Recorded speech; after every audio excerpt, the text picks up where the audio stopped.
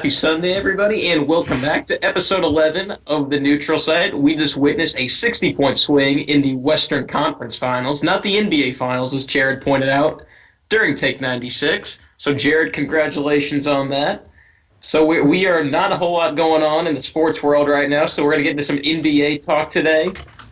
And I am still your co-host, Ethan H.P. Robertson. Jared, how are we doing tonight? I'm doing all right. You sure you're doing all right? You weren't all right about 10 minutes ago. I was just messing around. Okay, good. Landon, are you okay? No, I've got one more week of school while you bums are sitting at home right now. Yeah. Yeah, that sucks. Griffin? Yeah, it's beautiful. I guess since everyone else is doing bad, I'm doing bad, so.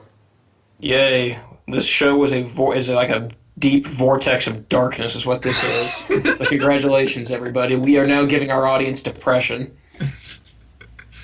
So anyway, and with that aside, I want to give a quick shout-out to Bob Baffert and Justify for winning the Preakness yesterday in the last race at Pimlico, because Landon and me are very sad to see it go from Pimlico, of course. HP, I didn't even know the thing was being dismantled until you said it today. I know, I didn't either until today, so we're gonna be sad, though, because the sadness is the theme of this show so far. Gotta love the arbitrary horse racing reference 5 minutes in. I know. Absolutely. Don't take him in the Belmont, though, ladies and gentlemen. That is your HP Stone Cold Lock of the Week. I'm like Bear on College Game Day, just not as good as my job. Moving on to the round basketballs, though, we are going to be doing a little series this summer detailing what just about every team's going to be doing this offseason. And today we will start with everybody's favorite, most relevant team in the NBA, the Portland Trail Blazers. Jared, what do the Trail Blazers need to do this summer to beat the Warriors and LeBron and win the championship and go 82-0 next year? Well, that's impossible. That's completely impossible. Thank you, Jared. I think the viewers picked up. I mean, KD and LeBron are free agents. Okay, here's the thing. Somebody's going to offer Yusuf Nurkic a big deal. I'd say a team like the Mavericks that are looking for that rim protector. I don't think the Blazers can match it because it would send them into just cap space. They beat Cleveland with marginally better players. Dallas has a rim protector in Nerlens Noel. The only issue is that relationship has soured so much they might let Nerlens walk. So yeah, I think they're going to I think they'll let Nerlens walk. Nurkic, he's not coming back to the Blazers unless he takes a smaller deal to remain with them, which I don't think he will do, being a young player. He shouldn't. He's earned. I mean, after the All-Star break, he was averaging 18 points a game. He definitely has commanded a higher salary. Yeah, I completely agree. I think the Blazers are in a really, really tough spot. I think they're going to sign. I think they should sign Brook Lopez. He adds another dimension to that offense that they don't have because he can stretch the floor, shoot threes. He can play a little bit of defense inside. He's getting older. He may take the mid-level exception, which is $5,192,000 for the Blazers. So he may take that. But outside of that, I don't think who they draft at the, I believe, 24 slot is really going to be an impact player right off the bat. I mean, maybe a guy like Grayson Allen to help that backup. I think a lot of that depends how much faith you got in Zach Collins at this point. Right. No, I don't think they want to hand it to Zach Collins yet. I really don't. I think how much money do they have? They have no choice. Right. How much money do they have on the way of exceptions? With the Allen Crabbe, they got 12. Over $17 million. Okay, so they got 17. I mean, maybe. Lopez, I don't think Lopez is a guy that takes the mid-level just because I just don't see him doing that. I still think he's going to vie for a higher salary.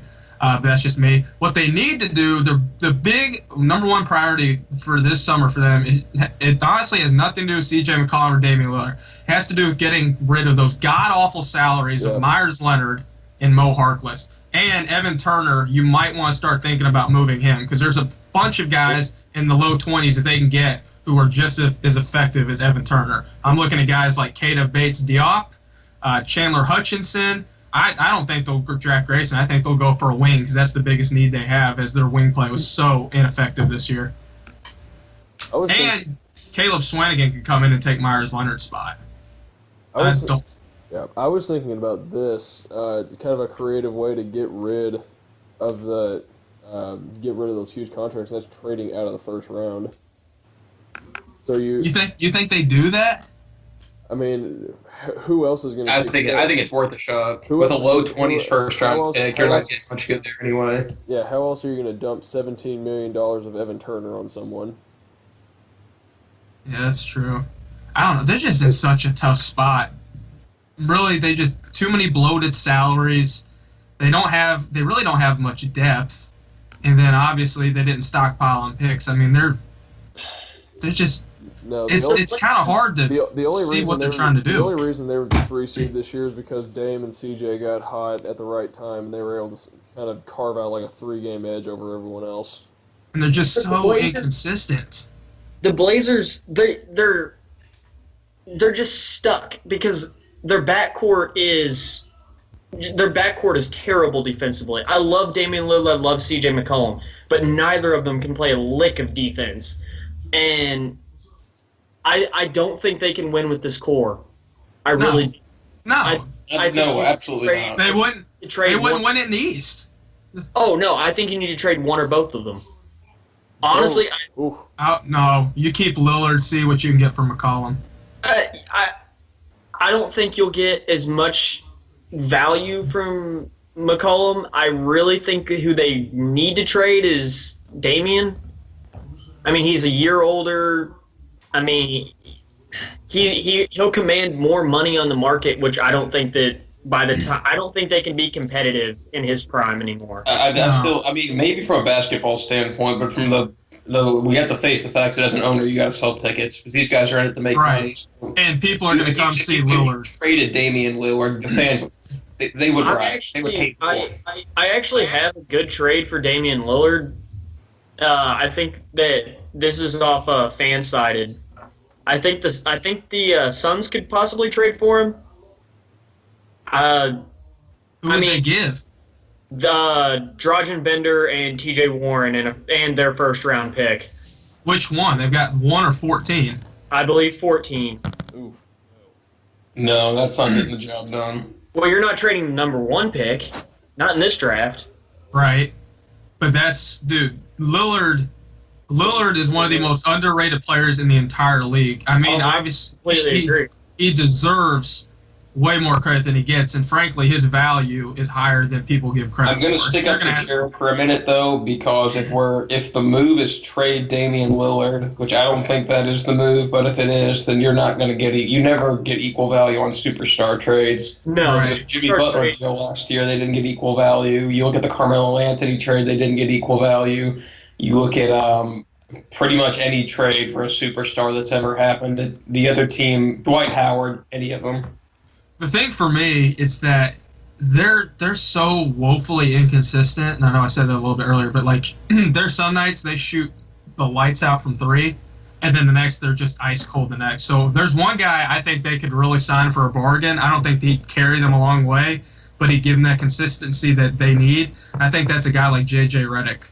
That gives Lillard and McCollum easier access to drive the lane and slash, which Lillard likes to do. Obviously, he's undersized, but it definitely helps to have somebody like Redick out on the wing you can kick out to and help not just pad those stats, but create another dimension to that offense.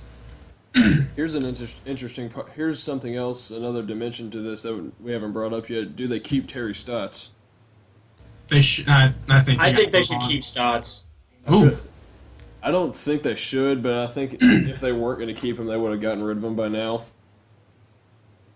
While I don't think Stotts is the problem, I do think, with how I think this is a completely different situation, though, from the Raptors, because people are going to, look at parallels and try to say this is similar. I think this is a completely different situation for a good amount of reasons, but I think that I think they need to move on from Stotts personally.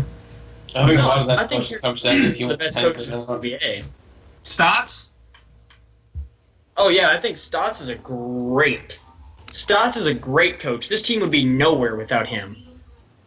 They'd be nowhere when they have Damian Lillard and CJ McCollum, some of the best guard combos in the entire NBA. Oh, it's not one. It's one of the best, but it's nowhere close to the best. Don't get that. No, Terry Stotts couldn't make the adjustments, and he got beat by one man. Yeah, but here's the thing. Like I said, the Trailblazers, their defense cannot play backcourt. They rely on Evan Turner. They rely on Evan Turner playing shooting guard and sometimes point guard as the backup point guard. I mean, that does not work. Hey, but They do not have the ability to switch on defense. They have to play straight up the entire time. Alfred Moon. Go ahead, Jared. I was gonna say though. Go ahead though. You can finish. Alfred Aminu has to play power forward for this team, and he can switch. But that's him and Evan Turner are the only two switchy defenders nowadays in the NBA. And if you look at teams like the Warriors, the Rockets, the Cavs, those teams can switch, and the Celtics. They can switch on defensive rotations with relative ease because you have to be able to switch out onto guards and forwards interchangeably now, and two players on the Blazers can do that. All right, before we move on to our next team, give me one guy you think they should try and draft if they keep the 24 pick. HP, what about you? Well, HP is gone apparently. Jared, what about you? I'm going to say Grayson Allen. Griffin? I'm going to say Jacob Evans out of Cincinnati. That's a guy I He's like. a good two-way guy. He's a wing, which is what they really need. He can help shore up their defense a little bit. I think they trade it, but we'll see. We will see.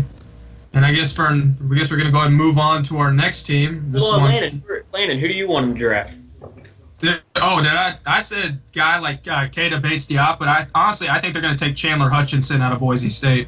He pulled out of the combine, and a lot of people said it's because he got a guarantee in the 20s. And honestly, I think that's the team that they need, or that's the kind of guy they need.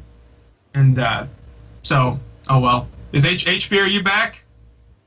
I am. In case you all have lost your eyes and have not been able to find them, I'm on your screen right now. Who do you think the Blazers should take with that 24 pick? Ooh, I think they should trade it. I think you use it for salary cap relief because whatever you get there, you're not going to be able to improve enough to be able to make a difference really in the playoffs, honestly. Unless you want to tank. And then I think you draft. But I guess we'll move on to my New York Knicks now, right? Yeah, I was about to say, speaking of salary cap relief. The OG Knicks HP team, the Knicks. The OG. And that list has since expanded to include my Rockets, my Cavs, my Celtics, my Trailblazers, my Timberwolves, my Jazz, and my Thunder. Did I miss anything? No. You get a standing ovation. There you go. Thank you. On the finals appearance. Thanks, guys. It's huge. I'm excited. I'm hoping my either Celtics or Cavs can beat my Rockets in the finals. But either way, I'll be sad to see their season end. But I'm glad that the Rockets will get it done in the finals, right? Well, HB, since you're a resident Knicks fan, what's the one thing going forward in this offseason you think they need to take the biggest look at? I think a lot of your plan in this offseason depends on the health of Kristaps Porzingis because there was a little bit of chatter. I don't know how much of this is legitimate and how much of this isn't, that he could potentially miss a pretty significant amount of time in 2019. So, I mean, if he's slated to miss most of the season, you are in tank mode again for another season. So I think at this point, you just want to, as far as the draft goes, you just want best player available. If you can get a guy like Michael Porter falling to you, then you take him all day, every day, and you just take best available. Right. But it'll be interesting to see what happens at that 9th pick in the draft. So, but that Porzingis injury complicates a lot for this offseason in my eyes. I agree. Yeah. I think the biggest thing they need to look forward to doing is letting Cantor walk. I don't even think they need to mess with trying to re-sign him. No, they need to let him go. Because it's not that he did terrible for them. He's a really, really good ball player, but he does not fit into building around Porzingis, especially if he's going to miss another year. So why would you tie up he's probably going to get a max deal or somewhere near it, so why would you tie up that? Why would you make that big of an investment? And and in doing that, they open up $20 million in cap space, and I think they should take a hard look at trying to sign a younger guy that can play next to Porzingis like Jabari Parker or Julius Randle.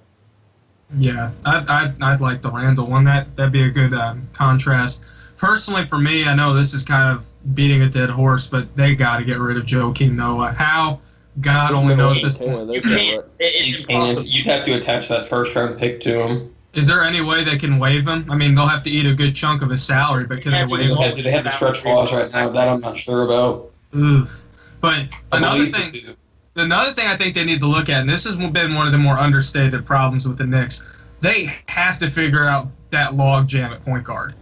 They've got Moutier, Trey Burke, and Frank Nick. I'm not even gonna try and pronounce his name. Too many consonants. But they got to figure out, is Moutier somebody we want coming in, because we signed Trey Burke. He was just kind of supposed to be, hey, sit and do your own thing. He turns out he still has something left in him, and Moutier has underachieved, to say the very least. So I'm wondering if they get some trade value for Moutier since he's so young, if they're going to keep him. I think they got to figure that one out quick. But I think a lot of it depends on what happens at number 9, just because of the fact that, there's potential. I don't know how high that likelihood is that Trae Young could fall down to them at number 9. Or Colin Sexton. Because the younger Colin Sexton, I would take both of those guys over Tilakina.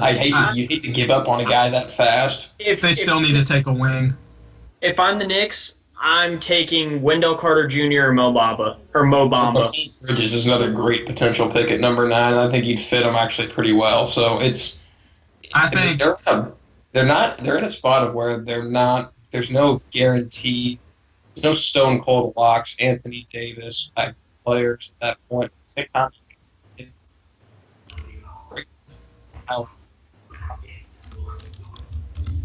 Yeah, I personally, I think that they got to look at a guy like Kevin Knox. I think they really need a solid wing. Why not? Kevin Knox plays awesome under the lights. He adds the dynamic scorer that they'll lack when KP is out. When KP comes back, imagine him and imagine Kevin Knox and KP. That's a pretty good combination, if I say so. I don't think Kevin Knox is getting a whole lot better than he is right now. I think Kevin Knox at 9 is a reach. Maybe if they were to trade down into the teens, maybe. I think the guy they need to look at 9 is McCall Bridges. I like McCall, but he doesn't have the upside that Knox has, in my opinion. But you know exactly what you're going to get out of him. He has one of the highest floors in the draft as a 3-and-D player. I think, and he's only 21 years old, so he can be that guy for years and years next to Porzingis. He doesn't have to be a shot creator, because Porzingis is going to play 80% of the minutes when he comes back. Right. I think there's another. Griff, you mentioned looking at guys like Julius Randle. The big one, I think a really good player to look at for them, somebody that's very consistent and they're not throwing a boatload of money at, and I might catch some flack for this, but that's Avery Bradley. Great 3-and-D guy. Obviously, that makes Courtney Lee expendable, so you can try and move him in his overbloated $12.5 million salary. That's not that bad. I still disagree. That's not that bad in today's NBA, where you got Kent Bazemore making $18 million a year.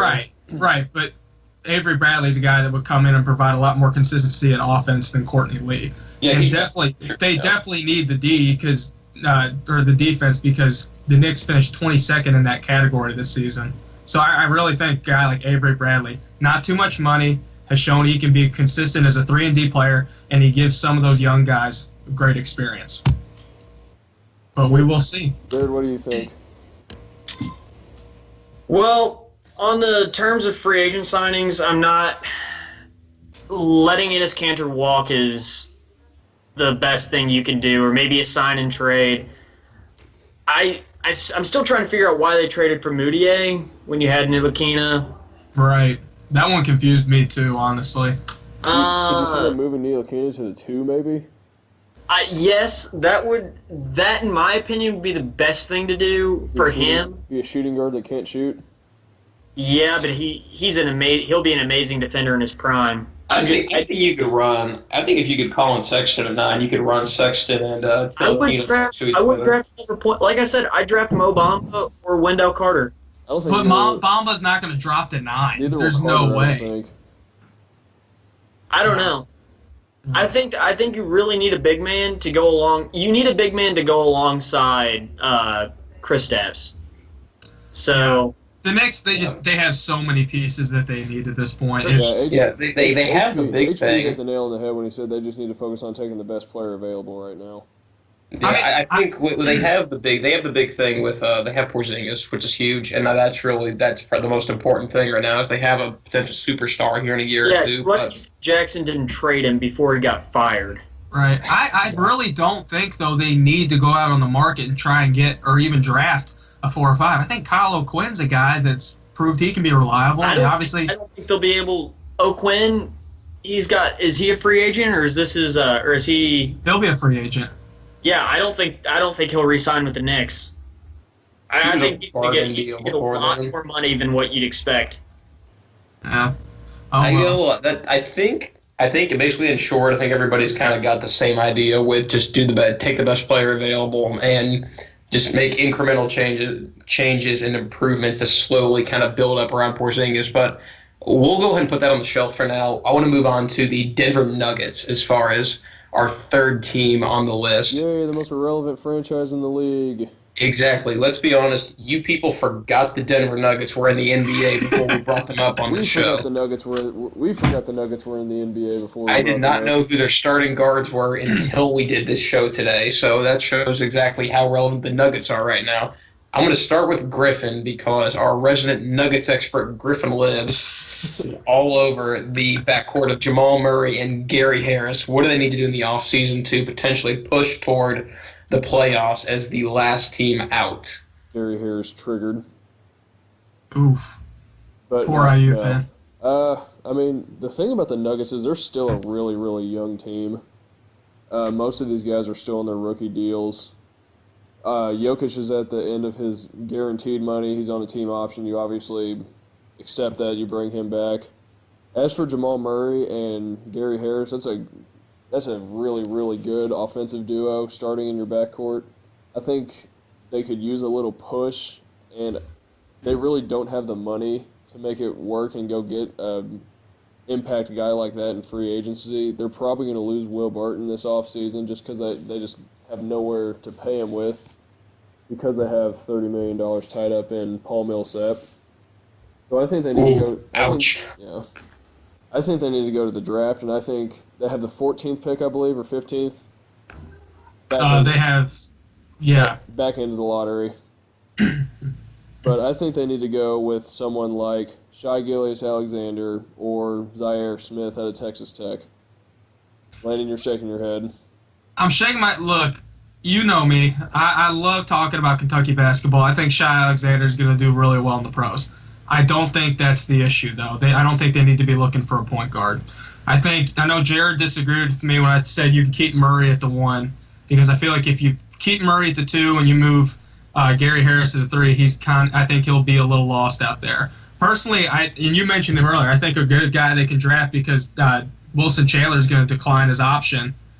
Is going to be McCall Bridges if he drops there. I think he adds exactly what they need, and he adds even more three-point shooting, and I think better consistency than Wilson Chandler to help keep that offense spread with Gary Harris and Jamal Murray. If McCall Bridges drops to 14, I will be stunned.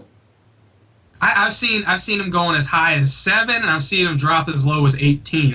It's kind of an enigma at this point. Obviously, I do think he should go higher, but I kind of got a gut feeling he'll drop. But I think also they need to waive Plumlee. I keep seeing, Plumlee is he's a good player for his value. No, he's not. Plumlee, he averages 7 points a game. He's not worth as much as he's making, which is, I think, 14. Duke hating alert for this episode. Strange hatred for Tobacco Road rears its ugly head again. Oh boy! But, I kind of want to direct this discussion toward what they can potentially do in free agency because they do have cap room, correct? Not much. No, they're in the hole. They're in the hole by $6 million. They're in the hole right now. Okay, that's my bad. I thought they had Well, they have options. They had some expirings. So. If Chandler declines his option and Plumlee gets waived, they have a lot of money. There is one guy, and I'm probably going to catch some flack for this because he wasn't even in the league this year. There is one guy I would really like the Nuggets to sign, and this is for mostly intangible reasons, and that is Tony Allen.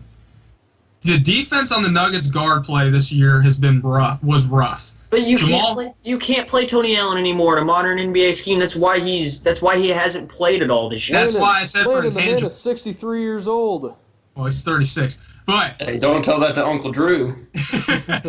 I'm not saying it's mostly, playing or whatever. I'm saying from a mentorship standpoint, as well as teaching these guys in the gym, as well as practice. I think that's a great idea. I think that's a fantastic idea. I don't see why not. Tony Allen's not a bad three-point shooter.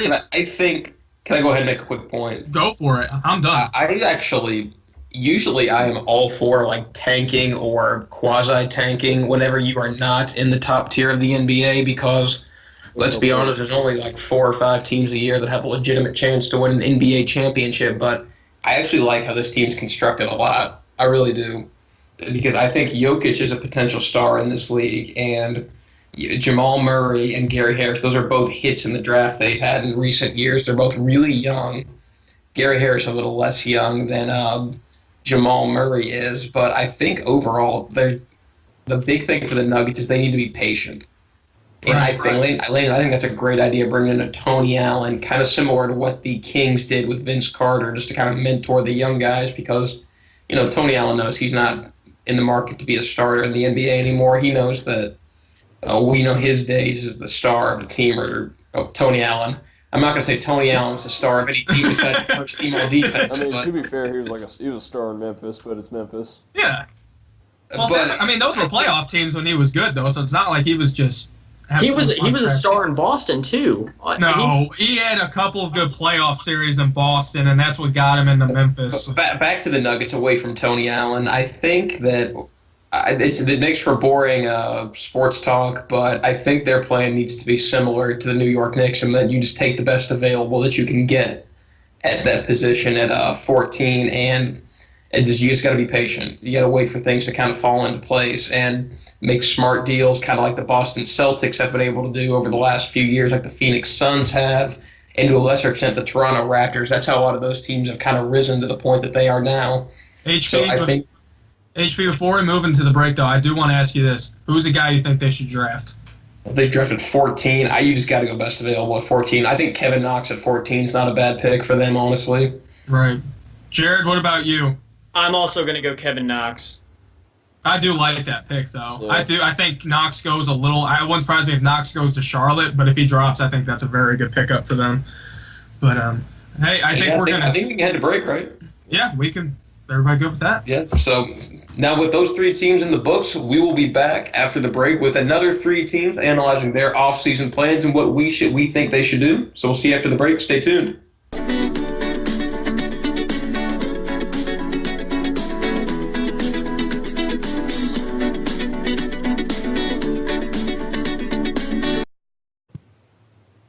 Welcome back to the neutral site. We are talking off-season NBA basketball today. And our team next on the list are the Brooklyn Nets. Oh, so we're getting into some serious tankathon going on. Griffin, how did you draw them? How did you get them in the random generator, dude? You got stuck with the Nets and the Suns in the same episode. Oh, well, spoiler alert, sorry. And the Knicks. Boo. Yeah, and the Knicks. Yeah, boo. Oh, jeez. Oh, boy. We're in the pit of mediocrity at this point. We are. So, and yet, somehow, this is all Billy King's fault. But it is. So, once again, the Nets, without their first-round pick, they get to watch Cleveland use that however they wish to. And, honestly, I was kind of encouraged by what I saw from the Nets this year. They really did the best with what they had, I thought. I think... Hey, Griffin, do you got to interrupt you for a sec? Yeah, no, go ahead. Yeah, I think that in addition to that, I think the Nets really have the right idea, honestly, with the moves they've made the past year or so. They've made the kind of shrewd moves that Billy King was not making before Brooklyn. I guess before like the whole thing fell in on itself over the past couple of years with that with the Celtics trade after they got bad. But I think as from the perspective of the Nets, what you need to be doing is that you need to be looking to make deals like you made for D'Angelo Russell last year, because you're not getting any free agents, and with where you're at in the draft, you're probably not going to have the ability to get a superstar in the draft. So I think what you need to do is you don't take on teams' contracts that are bad. You want to make sure you want to use that to leverage to get more first-round picks and accumulate capital. That's what I think, though. So right. For me, let's not. I think we really need to emphasize that this is a really rough situation for Brooklyn. I know obviously they do have young talent with D'Angelo Russell, Rondé Hollis-Jefferson, and I was really impressed with Jared Allen. I really liked him when he came out of Texas, and I was very encouraged with his play this year. I really think he's got a high ceiling. It's really not going to get better for them though until they get back in the lottery. What they need to do, right? Huh? 2020 is when they get back in the lottery. Or when they get their own pick back? They might be back next year, actually. No, I think they go to Sacramento next year. For who? What trade was that? Oh, no. What am I thinking? I don't think they get their pick back until 2020. Oh, boy. I could be wrong. Either way, all I know is they need to try to move. Just keep chugging along, Brooklyn. They need to try and move on from Jeremy Lin. And, Jared, I know you're going to disagree with me. They need to move on from Jahlil Okafor. I disagree with you. I don't think Jahlil Okafor should be on that team anymore at all. Jahlil Griffin, the reason I say this, and this is not a Duke thing, this is a strictly observational. It's not a Duke thing. I do think it's funny people wanted to take him over Towns, but hey, that's for another day. Okafor is very young, so there's definitely trade value there.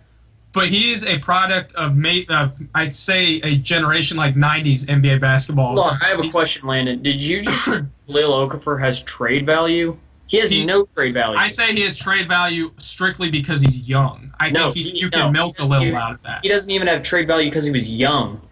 The 76ers couldn't even trade him for a second-round pick. No one wants him. Right.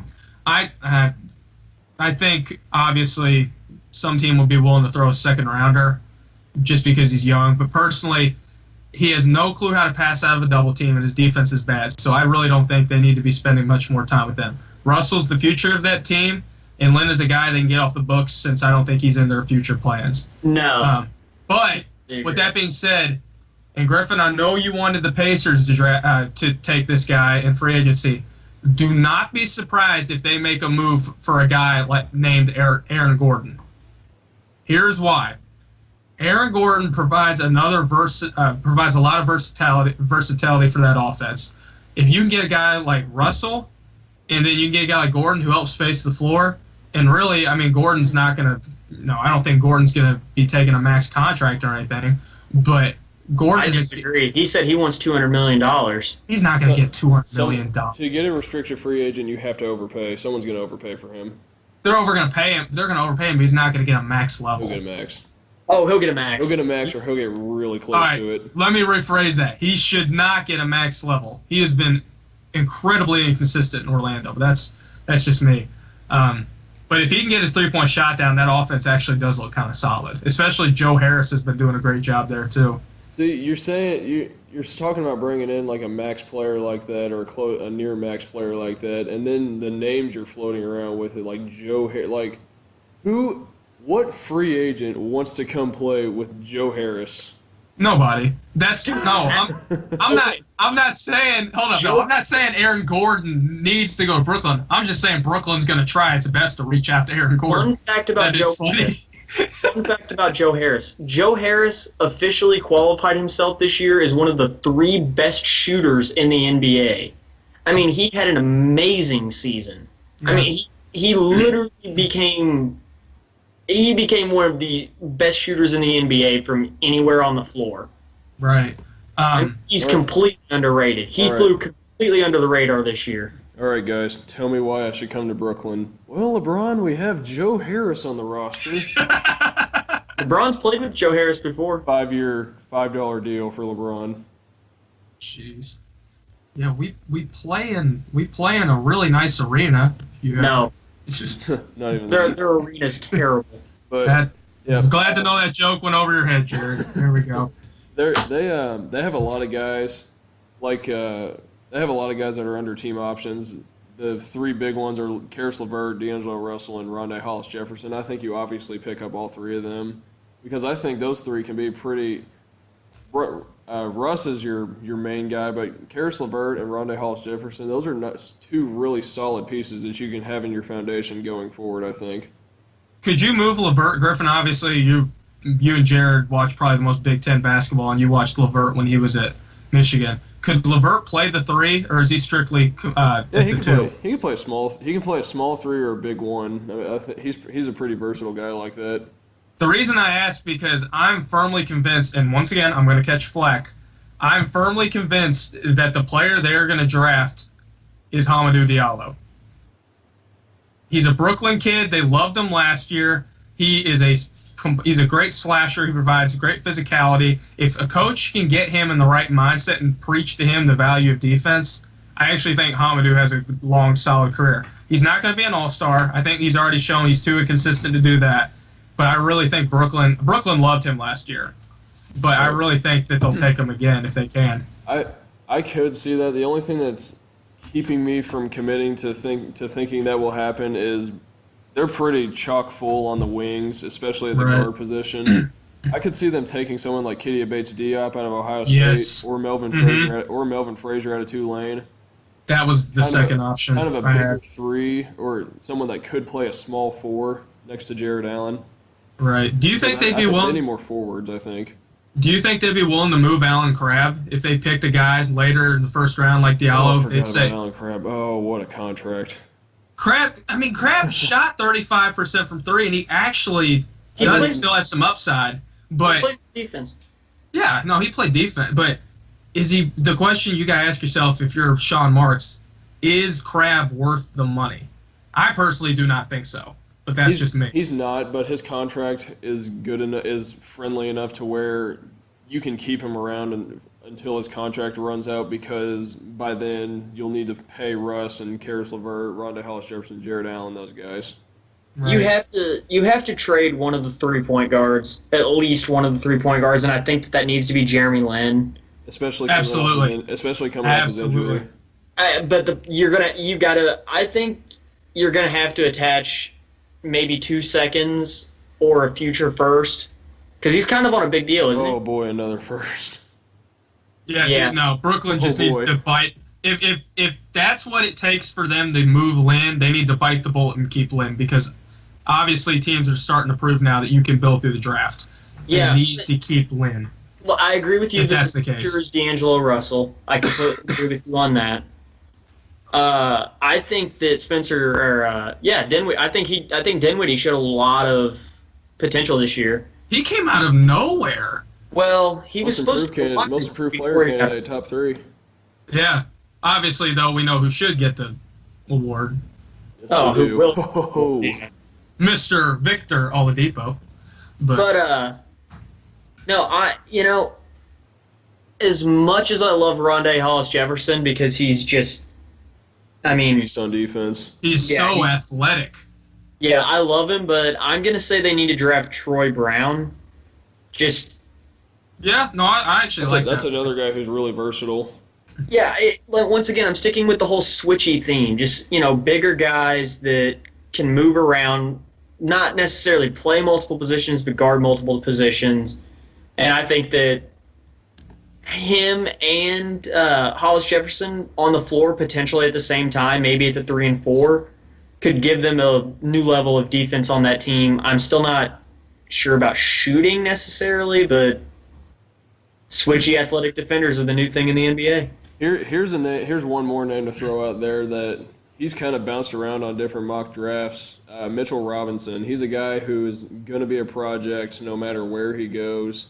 And I think, if he somehow falls to 29, I think the Nets definitely take him, because they're not winning anytime soon. And if Mitchell Robinson can live up to be the player that people thought he was going to be coming out of high school, then they could get an absolute steal there.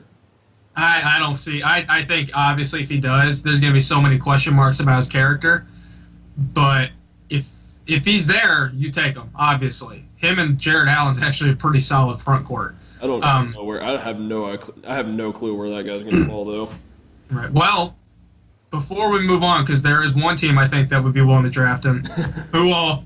Actually, our next team I really think might. Who's the one guy you see them drafting? For me, it's Hamidou Diallo. But Griffin, you said Bates Diop. I said Kydia Bates Diop. Yep. Which I think is a great pickup. But Jared, you had Troy Brown. And HP, we haven't heard from you all segment. Who you got? It's the Nets, man. He's a Knicks fan. He's got that burning hatred for the Nets. I mean, I'm such a huge hater of the Brooklyn Nets. No, I think that and he pops up on a lot of NBA mock drafts for the Brooklyn Nets. I'd take a Jalen Brunson there because if you're the Nets, you need to change. You need a culture change. And Jalen Brunson, he's a winner and he's a leader and he's the kind of guy you need on a team that's going to be successful in the future. Because I don't like the idea of Mitchell Robinson because Mitchell Robinson, the guy hasn't played basketball competitively in a year and a half, 2 years now. Yeah. You think though that he's going to drop all the way to 29 with the year he just had? Totally possible. Oh boy. Okay, I probably need to revise. I've had multiple mock drafts are taking him right now. I've seen him as high as 14 at the Suns, which I think that's a great pickup, but that's just me. But anyway, like I was saying, let's go ahead and move on to our next team that I really think needs. I mean, this is a very head-scratch team with some of the options that they're going to need to make. The Wiz Kids, the Washington Wizards. Where do we start? Because there's so much team turmoil. Of the East. Yeah, they really are. They really are. I love John Wall. Really? I do. Well, of course. But there is so much stuff going on in that locker room. Him and Gortat don't talk. They hate each other. Wall, as soon as they lost the playoffs, came out and said they need to get a more physical five, which that's not throwing the team That's the first thing on my list for them is to trade Martin Gortat. Griff, you want to know a really interesting trade I've seen that I actually think they could do because I'm a fan of this team in the NBA. So I've been looking around. If you're going to say Whiteside, absolutely not. Why not? He has a bloated contract's contract terrible to go along with 3 other max contracts. So you're basically going to have Wall, Beal, Porter, Whiteside, and a bunch of G League dudes. You can get rid of Porter. Whiteside. Porter's not worth Riley, 23 mil. Porter. That's a lot for Otto Porter. No, they overpaid for Otto Porter. Or here's another one that I talk about locker room issues and bring in a dude has that kind of personality that Whiteside has. I just don't see it working. Okay, well, speaking of locker room stuff, HB, let me make this one trade scenario because I know Griffin's probably going to have a heart attack on air. There is one team that I can see Otto Porter going to just because this is exactly what they need and they're one of the fastest teams in the league. What? Who do you think I'm about to You're say? going to say the Pacers. No, but they do start with the P. The Pistons. Pelicans. The Pelicans have... I'm fine with that. DeMarcus Cousins and John Wall, I think Wall could calm down Cousins enough. I think Cousins' main issue, though, is he just wants to win. Obviously, he was the guy in Sacramento, but they never won. I'd really like to see him in an environment in which they're winning because he seemed like he mellowed out for the most part when he was with the Pelicans. They proved that this year. Right, but they're not. He just started on following the Pelicans, and basically it's being insinuated that they're not going to pay him the contract he wants. So ship Otto Porter out there. They need a guy like Porter since they're becoming one of the faster teams in the league, and they get a 3 who can spread out the floor and shoot the 3 very efficiently, which is what Otto Porter's good at. And then the Wizards get their more physical 5. I disagree. I completely disagree. Well, the problem is, if they're not going to pay DeMarcus Cousins, why are you going to pay Otto Porter? Like that just completely goes against your organization's structural integrity there. Not really. You can get away because Cousins is so much better than Porter, though, and it's not close. Porter's a great player. They have proved, though, you can move Mirotic to the 4 and complement him with Davis at the 5, and he's just as effective as when Cousins. We're not talking about the Pelicans. Oh, whatever. But anyway, Wizards. you got to waive Mahimi. That contract's terrible. You want to talk about terrible contracts? He's still paying if you waive him, though. That's the thing. I know they got it, but they got to get rid of him. He's making 16 mil to score 4 points a game. We could do that. Jerry could do that. Ooh, I don't know about that. Ooh, that's questionable. That's debatable. If we get him a little tight school, he could do it. Fair enough. I think he's fine just to bring off the bench. I mean, you just run that contract out for the next couple of years. A trade I have for Gortat, and it's kind of risky just because this guy hasn't really proven himself yet. You can kind of label him as a bust, but I think he still has a pretty high ceiling. And that is a sign and trade for Nerlens Noel. Yeah, no, yeah, I'd actually, yes. The Wizards. The only issue is Beal and Porter. They need to play fast. Gortat's too much of a plotter to do that. with Noel, you get a rim protector and a rebounder and someone that can run. I really like that, but the only issue I think that's have, a great pick. I think the only issue I have with Noel is he provides no offensive output for that team. At least Gortat at But times. you don't need it, though, See, right? that's You the don't thing. need I it. don't think he needs to, though. But How much firepower Teams- is in that backcourt? right, but teams are now starting to concentrate solely on Bradley Beal and John Wall. They're not getting any help from that front court. So I think ideally you want to get somebody who can score. But no, I think Noel is a great supplement for them for physicality. But we'll see. Who do you guys think they should draft? Because I actually think they can get away with drafting a point guard since they have no depth there. Griffin, who do you think? Oh, sorry. I actually do not have them taking a point guard. Their biggest flaw is the front court, like how we've been talking about this whole time. And after Gortat, it's really nothing. And Gortat is old. His contract's about to expire. He will probably be moved either this offseason or by the deadline next year if I was a betting man. So, in addition, in my ideal Wizards offseason plan that I have created, in addition to getting Nerlens Noel, I think they draft Robert Williams out of Texas A&M. That is exactly who I have. Great. That's Hey, what I there had you to. go. Well, fist bump. We are smart men. I think we just did the Justin Bieber Magic And Johnson Jared. handshake. Dang it. But no, I mean, Robert Williams, I think he's gonna be really good. He's athletic, he's strong, he can rebound, block shots, catch lobs. I mean, he's kind of like a mini DeAndre Jordan, really. no, he'd be great. No coincidence. Not like they both went to Texas A&M. Williams, I think Williams has a little bit of touch. He didn't really need to show it this season. For one, he was injured, and two, they really wanted him to be around the basket kind of guy. But he'd be perfect. He's a little. I don't know if they'll have him so much at the 5 as they would at the 4. But a guy like Robert Williams need comes front in, court pieces, really. he would be awesome. He's the kind of alpha male that John Wall would welcome with open arms. Back to alpha males. Don't you say Dang Adele or Ray Spalding. Well, hey, we'll go to Jared next because Jared hasn't given his pick, and he's the only guy with a different pick. I thought you were going to say that. I'd say Zaire Smith. Just anyone off that bench that can help because they're so thin. And I still think that Gortat has a couple years left in him of average to slightly above average basketball. Yeah. I think Gortat, you're looking to move him more as like a locker room, just get him out of there because him and John Wall hate each other kind of thing. But I want to go back to Robert Williams. Well, I want just to go back to because Robert Williams really quickly because I think Robert Williams is like having watched him this season, he's a perfect fit in the modern NBA because he's 6'9", he's long, he's an athletic freak, and the guy's going to be able to defend at the very least. And I think, especially if you're getting rid of Gortat, that's the kind of player you're going to need to make those incremental improvements in the East. I think they're another team that could be on the Toronto Raptor-type plan where you're going to try and go from a good team in the East to the top team in the East in the regular season based off making those incremental improvements. And I think Robert Williams, if you can get good value for Gortat and draft Robert Williams as a replacement, I think that's great. So I think that's going to do it for our Wizards talk. So I think the next team is going to be one where might have the most rumors swirling around them this offseason just because of the position that they happen to be in. Griffin, with the bring your draft. hard hat. Jared, go. you know what Jared's going to say about this. The Knuckles, go to work, Landon. Let's do Yeah, it. it's all right, Jared. Fist bump me through the computer screen right now. And that team is the Phoenix Suns. Gosh. Landed boys with Devin Booker. Yeah, And that. Tyler no, Ulis. Kentucky Graveyard. I don't know if I want to be associated with that right now because they have the one pick and we're the worst team in the league. So, I don't know. I don't know if I should be You got enough associated with players that. there to where they almost have to be one of your at least tertiary teams, if not secondary teams. Right. It's And like, what do you all think of that? What do you all think of them though? Because they need help everywhere, pretty Right. much. Besides, but Yeah. they're young. They have decent potential as a team, and They're they have the young. number one pick.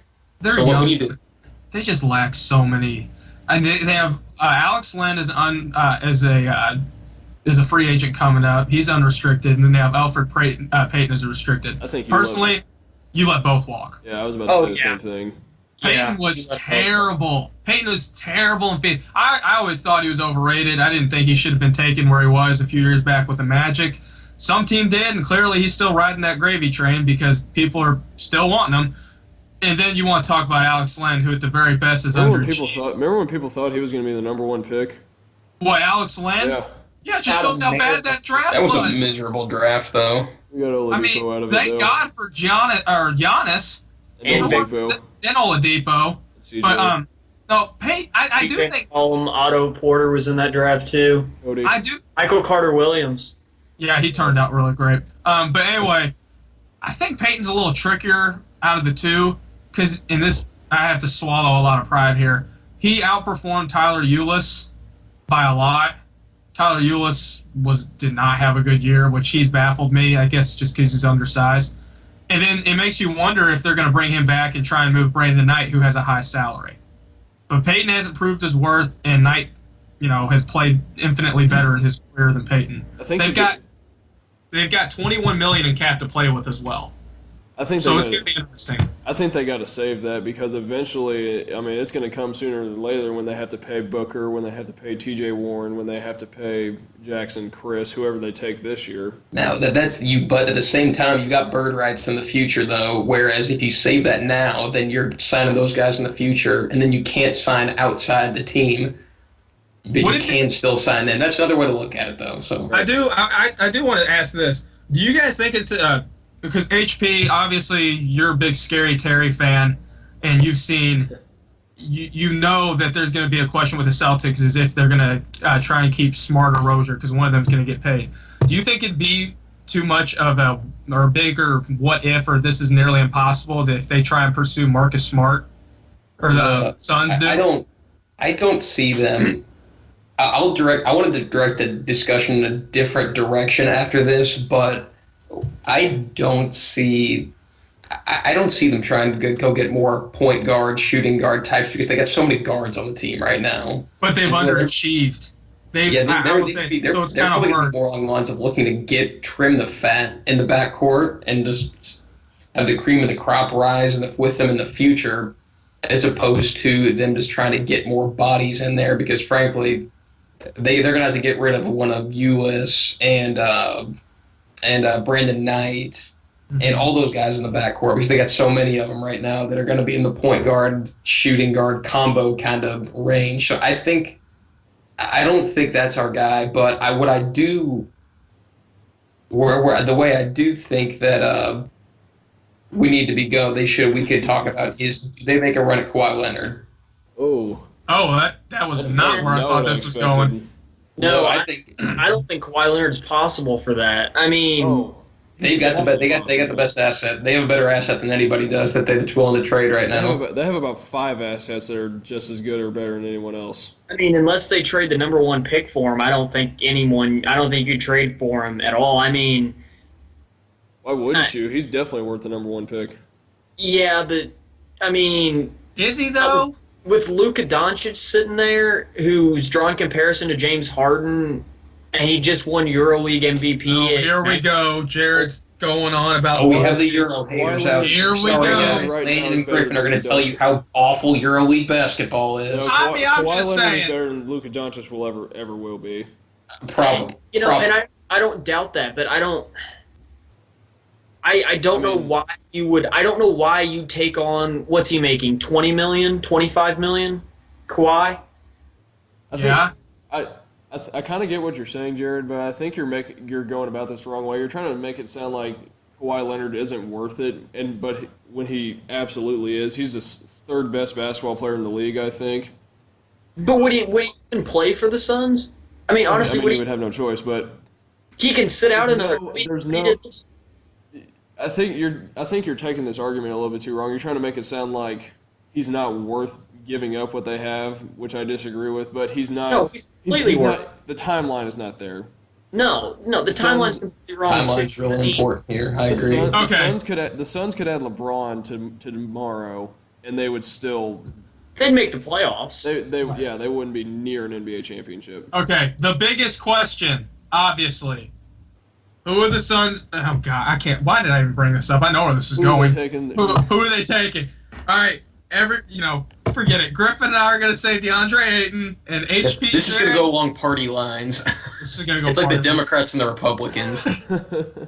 Hey, at least we can agree on some things. I don't think they take Doncic. I think Doncic is the best player. We're building a wall around Arizona, and we're keeping Ayton in Phoenix. Can I say my piece here? Absolutely. Go for it. Okay. No, I think, because I know everybody else is going to stick to party lines here and go with either Doncic or Ayton. I think they go Ayton, actually. I think they should go Doncic, but I think they take Ayton. You let Alex Len walk in free agency, that's easy. But Ayton, I think from the perspective of the Phoenix Suns, you need him a lot more than you need Luka Doncic, I think, at this point. Mm-hmm. And Ayton, I think the good comparison is he's like Dwight Howard if he went to college. But he's got way more range than Dwight Howard. But I hate that comparison. I absolutely hate that comparison for him. Because he's actually graded out as a negative defender in college.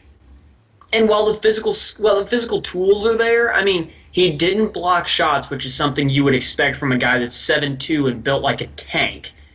And I don't have a lot of faith in his jump shot, especially from three, because really, really small sample size. I really, really hate that comparison. I don't know who to compare him to at this time because I don't think we know his full game yet. I don't think we've seen it. But I don't think he'll be a good defender. Jared, I think you're right. I think you're right about defense. He's not the defender Dwight was straight out of high school, because Dwight was borderline transcendent early on in his career. But I think Ayton, defense can be taught. I mean, Sean Miller, he isn't known for getting the most out of his players in college. I think motor, like a coach that could get more out of him and keep his motor going more so on the defensive end than Sean Miller could at Arizona. Motivated. That's part of the reason that I don't think he's a good defender, not because he doesn't have the ability to be, or not because he wasn't taught to be. I just think that he doesn't care sometimes. He'd rather score 40 and get praise for scoring all these points and hitting all these ridiculous shots than he would, blocking 5 and sacrificing his body on the other end for the team. Here's the issue, though, I have with all the people saying that the big knock on Ayton is his defensive. It's the same people that don't take into the fact that Luka Doncic's main liability is his defense as well. He lacks the foot speed. He doesn't have the length. And people are saying, oh, well, he'll learn it. Yeah, he probably will. But I just feel like it's kind of a double standard. To say Ayton won't is unfair. Well, here's the thing. I get what you're saying about Doncic. I really do. But I don't think we've seen him. If you look at one report, you're going to see that he's a terrible defender. If you look at another one, it's going to say he's an insane athlete with amazing defensive potential. I think that Doncic is another potential. That's just a fancy way of saying he's bad at defense now. Almost every rookie's bad at defense. That's just how it goes. But I mean, you want to know, we begs to differ. OG was also never. I'm not going to get into that right now.